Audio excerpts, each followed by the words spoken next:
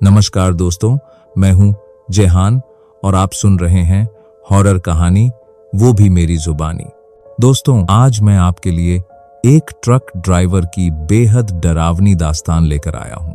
वैसे तो आपने ट्रक ड्राइवरों की बहुत सी कहानियां पहले भी सुनी होंगी, लेकिन मुझे पूरा यकीन है कि आज की यह कहानी आपको अंदर तक हिलाकर रख देगी। मेरी आपसे बस इतनी गुजारिश है, इस कहानी को आखिर तक जरूर सुनिएगा। यकीन मानिए, आपको इसमें मजा भी आएगा और खौफ का असली एहसास भी होगा। और हाँ, अगर आप पहली बार हमारे चैनल पर आए हैं तो चैनल को सब्सक्राइब करना बिल्कुल न भूलें। ऐसा करने से आप हमारी आने वाली और भी रोमांचक कहानियों को आसानी से सुन पाएंगे। तो चलिए अब बिना देर किए सीधे कहानी की तरफ बढ़ते हैं। यह खौफनाक किस्सा हमें हमारे एक सब्सक्राइबर रमेश ने भेजा है, जो खुद एक ट्रक ड्राइवर हैं। अब जरा उनके ही जुबान से यह डरावना किस्सा सुनते हैं। मेरा नाम रमेश है और मैं एक ट्रक ड्राइवर हूँ। जिंदगी के ज्यादातर दिन मैंने सड़क पर ही गुजारे हैं। दिन हो या रात, बर्फ हो या बारिश, मेरा ट्रक हमेशा दौड़ता रहा। लेकिन एक रात ऐसी आई जिसने मेरी रूह तक को हिलाकर रख दिया। वो रात आज भी मेरी यादों में जिंदा है। जब भी पहाड़ों का नाम सुनता हूँ, दिल में एक अनजाना डर जाग उठता है। उस दिन मुझे अपना ट्रक भरकर शिमला से कांगड़ा वैली तक सामान पहुंचाना था। मेरे साथ मेरा हेल्पर सोनू भी था। सोनू मेरी तरह बेफिक्र और बातूनी था, लेकिन उस दिन पता नहीं क्यों वो रास्ते भर चुप था। पहाड़ी सड़कें दिन में भी खतरनाक लगती हैं, लेकिन रात को उनका रूप ही कुछ और होता है। घने पेड़ों की परछाइयां, मोड़ पर झुकी हुई चट्टानें और नीचे सैकड़ों फुट गहरी खाई। जरा सी गलती और इंसान हमेशा के लिए गायब। सोनू ने मुझसे कहा, रमेश भाई, रात हो गई है, ये रास्ता अच्छा नहीं लग रहा, सुबह निकलते हैं। मैंने उसकी बात सुनकर हौंस दिया। डर गया क्या? ये सब वहम है, कुछ नहीं होता, हम निकलते हैं। मैंने ट्रक स्टार्ट किया और आगे बढ़ गया, लेकिन दिल के एक कोने में अजीब सा बोझ था। रात के करीब 10 बजे हम एक छोटे से ढाबे पर रुके। वहां 2 और ट्रक खड़े थे। मैंने और सोनू ने जल्दी से चाय पी, थोड़ा सा खाना खाया और फिर वापस चल दिए। ढाबे के बाद रास्ता और ज्यादा सुनसान हो गया। न रोशनी, न इंसान, न कोई आवाज, सिर्फ हमारे ट्रक का इंजन और हवा की सनसनाहट। सोनू खिड़की से बाहर देख रहा था, जैसे किसी चीज को ढूंढ रहा हो। मैंने पूछा, क्या हुआ? उसने आहिस्ता से कहा, लगता है कोई हमें देख रहा है। मेरे बदन में झुरझुरी दौड़ गई। मैंने हंसते हुए कहा, पागल है क्या? जंगल है, जानवर होंगे। लेकिन सच तो ये था, मुझे भी लग रहा था कि अंधेरे में कोई साया हमारे साथ साथ चल रहा है। रास्ता आगे तंग होता जा रहा था। एक तरफ खाई, दूसरी तरफ चट्टान। उसी वक्त ट्रक की हेडलाइट सड़क के बीच में पड़ी और मैंने अपनी जिंदगी की सबसे डरावनी चीज देखी। सड़क के बीच एक औरत खड़ी थी, सफेद साड़ी पहने, खुले बाल और उसका चेहरा हमसे दूसरी तरफ। मैंने घबराकर ब्रेक लगाया। ट्रक चीखते हुए रुक गया और हम दोनों के दिल धड़कने लगे। सोनू कांपती आवाज में बोला, रमेश भाई, ये ठीक नहीं है, यहाँ से चलते हैं। लेकिन पता नहीं क्यों मेरे कदम खुद ट्रक से नीचे उतर गए। जैसे ही मैं नीचे उतरा, एक बर्फीली हवा का झोंका मेरे जिस्म से टकराया। ऐसा लगा जैसे अचानक पूरा माहौल ठंडा हो गया हो। मैं आहिस्ता आहिस्ता उस औरत की तरफ बढ़ने लगा। वो बिल्कुल साकित खड़ी थी। भाई साहब, आप यहाँ अकेली क्या कर रही हैं? मैंने हिम्मत करके पूछा। उसने जवाब नहीं दिया। मेरे कदम जैसे पत्थर के हो गए थे, फिर भी मैं आगे बढ़ा। जैसे ही मैं करीब पहुंचा, उसने आहिस्ता से अपनी गर्दन घुमाई और जो मैंने देखा वो मंझर मेरी आंखों में आज भी जिंदा है। उसकी आंखें लाल थीं, इतनी लाल कि अंधेरे में भी जलते हुए कोयलों की तरह दिख रही थीं। उसका चेहरा सपाट, बेजान, बस एक खालीपन। मेरी टांगें कांपने लगीं, आवाज गले में फंस गई। वो औरत आहिस्ता आहिस्ता मेरी तरफ बढ़ने लगी, लेकिन उसके पैर जमीन को छू ही नहीं रहे थे। वो हवा में तैर रही थी और हर कदम के साथ एक बर्फ जैसी हवा मेरे जिस्म को चीरती जा रही थी। सोनू ट्रक के अंदर से चिल्ला रहा था, भाई भागो भागो यहाँ से। लेकिन मेरे पैर जैसे जमीन से चिपक गए थे। वो औरत अब मेरे बिल्कुल सामने थी। उसकी आंखें मेरी आंखों में गड़ी हुई थीं। अचानक उसके मुंह से एक ऐसी चीख निकली जो इंसान की नहीं थी। ऐसी आवाज जैसे सैकड़ों मुर्दा रूहें एक साथ रो रही हों। मेरे कान फटने लगे, जिस्म कांपने लगा और अचानक मेरी आंखों के आगे अंधेरा छा गया। जब मेरी आंख खुली तो मैं ट्रक के अंदर था। सोनू मेरे पास बैठा कांप रहा था। उसने घबराई हुई आवाज में कहा, भाई वो तेरे ऊपर झपटी थी। मैंने किसी तरह ट्रक चलाया और वो हवा में गायब हो गई। मैंने उसकी आंखों में देखा और समझ गया कि ये कोई वहम नहीं था, ये हकीकत थी। लेकिन सवाल ये है कि वो औरत कौन थी और क्यों हमें निशाना बनाया? उसका जवाब मुझे अगले ही लम्हों में मिलने वाला था। जब मेरी आंख खुली तो मैं अब भी ट्रक के अंदर था। इंजन बंद था, सड़क सुनसान थी और हवा में एक अजीब सी खामोशी फैली हुई थी। सोनू मेरे बराबर बैठा कांप रहा था। उसके होंठ कपकपा रहे थे, जैसे वह कुछ कहना चाह रहा हो मगर शब्द बाहर न आ रहे हों। मैंने कमजोर सी आवाज में पूछा, क्या हुआ था? सोनू ने कांपती आवाज में जवाब दिया, भाई वह औरत तेरे ऊपर झपटी थी। मैंने सोचा बस आज हम गए, लेकिन पता नहीं कहां से हिम्मत आई। मैंने ट्रक स्टार्ट किया और पूरी ताकत से एक्सीलेटर दबा दिया। जैसे ही ट्रक आगे बढ़ा वह हवा में गायब हो गई। मैंने उसकी बात सुनी और मेरा दिल डूबने लगा। यह कोई सपना या वहम नहीं था, यह सब हकीकत थी।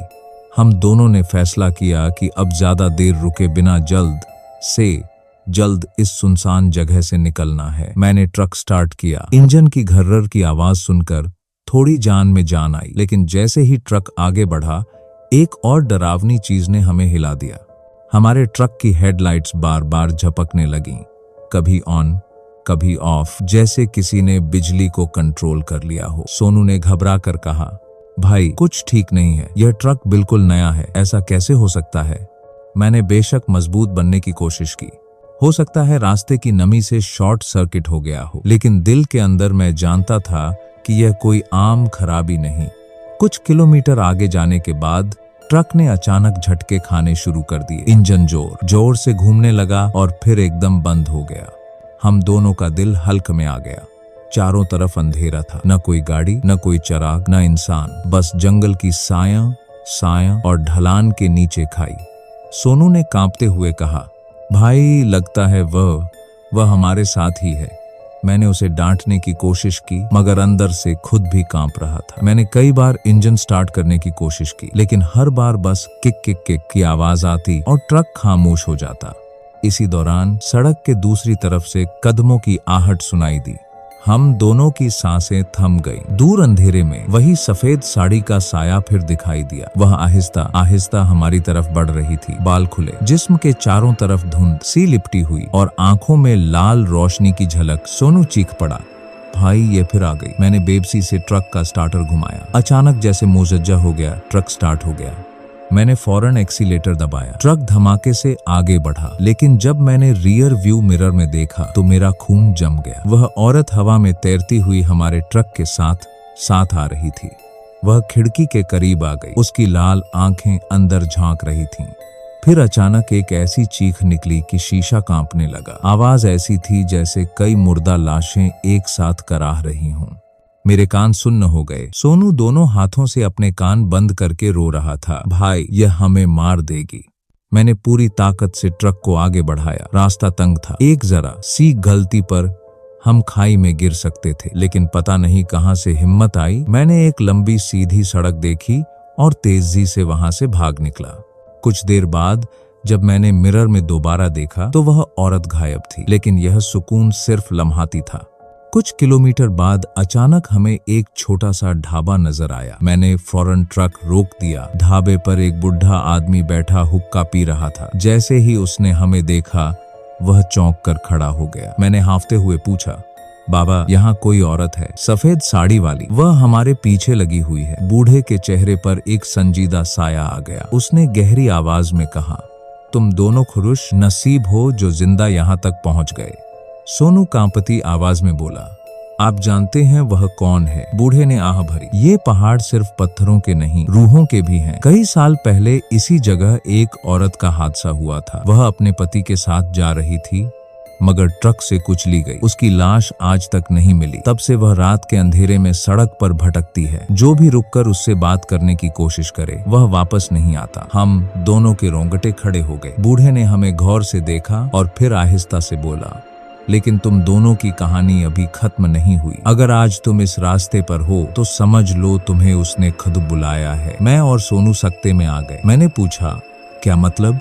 बूढ़े ने आग में लकड़ी डालते हुए कहा, वह औरत सिर्फ उन्हीं को दिखाई देती है जिनसे उसका कोई हिसाब बाकी होता है। तुम दोनों को अभी उससे मिलना पड़ेगा। उसके ये अल्फाज सुनकर मेरी रूह कांप उठी। क्या वाकई वह औरत हमें छोड़ेगी नहीं? क्या हमारा अंजाम भी उन्हीं ड्राइवर्स जैसा होगा जो कभी वापस न आए? यह जानने के लिए हमें अगला कदम उठाना ही होगा। बूढ़े के शब्द हमारे दिल में जहर की तरह उतर गए। मैं और सोनू एक दूसरे को देखने लगे। दोनों के चेहरे पर पसीने की बूंदें थीं। मैंने कांपती आवाज में पूछा, बाबा आप कहना क्या चाहते हैं? वह औरत आखिर हम दोनों के पीछे क्यों पड़ गई? बूढ़े ने सिर झुकाकर आह भरी, फिर आहिस्ता से बोला, यह हिसाब का खेल है बेटा। जिस रात उस औरत का हादसा हुआ था वह भी एक ट्रक की जद में आई थी और आज किस्मत ने तुम दोनों को उसके रास्ते पर भेज दिया है। जब तक उसकी रूह सुकून नहीं पाती यह तुम्हें नहीं छोड़ेगी। सोनू कांपती आवाज में बोला, लेकिन हमने तो उसका कुछ नहीं बिगाड़ा। बूढ़ा गंभीरता से बोला, रूहों के नियम इंसानों जैसे नहीं होते। कभी वे बदले के लिए भटकती हैं, कभी अपने दुख सुनाने के लिए। तुम्हें इसका सामना करना पड़ेगा, वरना तुम्हारा अंजाम भी उन्हीं ड्राइवर्स जैसा होगा जो इस सड़क पर गायब हो गए। बूढ़े की बातों ने हमें और भी डराया, लेकिन उसने हमें एक सलाह दी, अगर बचना चाहते हो तो वापस उसी जगह जाओ जहां वह पहली बार तुम्हें मिली थी। उसके सवाल का जवाब देना होगा। सोनू फौरन चीख पड़ा, पागल हो क्या भाई? हम दोबारा वहां कैसे जा सकते हैं? लेकिन मेरे दिल में एक अजीब सा बोझ था, जैसे वास्तव में यह औरत हमें छोड़ने वाली नहीं। मैंने फैसला कर लिया, सोनू यह हिसाब खत्म करना ही होगा, वरना हम सारी जिंदगी उसके साये में जिएंगे। सोनू ने मजबूरी में हाँ कर दी। हमने ट्रक मोड़ा और दोबारा अंधेरे की ओर निकल पड़े। रात और गहरी हो गई थी। चांद की रोशनी भी बादलों के पीछे छिप गई। सड़क पर पहुंचकर जैसे फिजा ही बदल गई। दूर से वही साया दिखाई दिया, सफेद साड़ी, बिखरे बाल और वही डरावनी लाल आंखें। सोनू मेरे बाजू को पकड़कर कांपने लगा। भाई यह वही है। मैंने हिम्मत जुटाई और ट्रक रोक दिया। इस बार भागने की बजाय हमने फैसला किया कि इसका सामना करेंगे। औरत आहिस्ता आहिस्ता हमारी तरफ आई। इस बार उसके चेहरे पर गुस्सा कम और दर्द ज्यादा था। वह हमारी खिड़की के पास रुक गई और भारी आवाज में बोली, क्यों नहीं रोके थे मुझे उस रात? क्यों मुझे कुचल दिया था? मेरे रोंगटे खड़े हो गए। मैं कांपते होंठों से बोला, वह हम नहीं थे। यह हादसा सालों पहले हुआ था। हम तो बस ड्राइवर हैं, रास्ता काटे जा रहे थे। उसकी आंखों से आंसू बहने लगे, मगर उन आंसुओं का रंग काला था, जैसे जलते हुए तेल के कतरे हों। वह कराहती हुई बोली, मुझे सुकून चाहिए। मेरा शरीर अब भी इन पहाड़ों में कहीं बिखरा पड़ा है। जब तक वह दफन न हो मैं आजाद नहीं हो सकती। यह सुनकर मेरा दिमाग